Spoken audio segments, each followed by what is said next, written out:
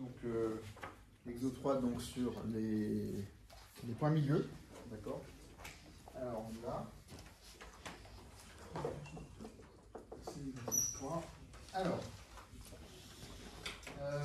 donc les points, alors, je vais faire un calcul des coordonnées du milieu K de AB. Donc, je vous rappelle que, donc, si du coup schématiquement, je représente donc le segment AB, donc le milieu K, voilà, tout simplement. Et donc, K va pour coordonnées, donc du coup, XK, YK, de même que A a pour coordonnées XA et YK, et XB a pour coordonnées XB, YB. Alors dans ce cas-là, on dira tout simplement que l'abscisse de K, bah, c'est simplement l'abscisse de A plus l'abscisse de B divisé par 2.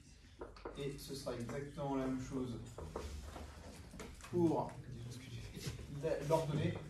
Donc YK plus YB divisé par 2.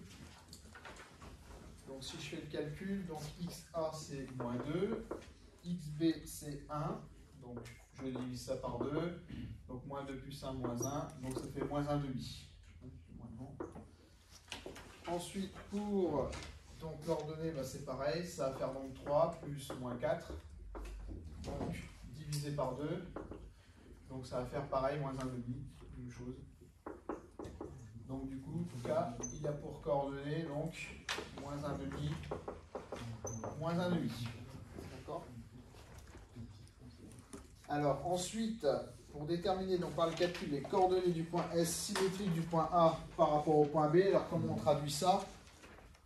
On dit donc du coup, alors là le mieux c'est de faire un petit dessin.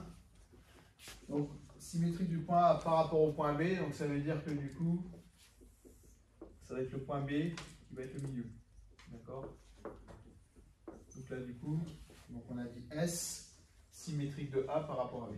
D'accord? Alors du coup, ça va être un petit peu la même chose, sauf que là, bah, le point S, c'est pas le point milieu, le point milieu c'est B, mais les équations bah, vont être les mêmes, on va écrire la même chose au départ. Donc on va avoir du coup XB qui va être égal du coup à XA plus XS divisé par 2, d'accord?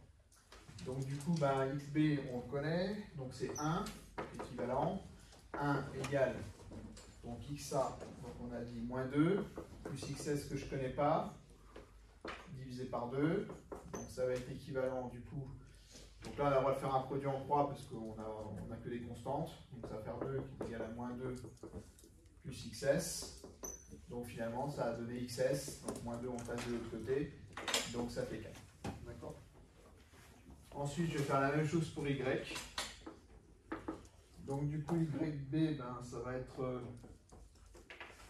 donc YK plus YS divisé par 2, donc c'est équivalent à dire que ça va être du coup, alors YB, donc il vaut moins 4, donc YK 3, plus YS que je ne connais pas, divisé par 2, donc là pareil, produit en croix on a le droit,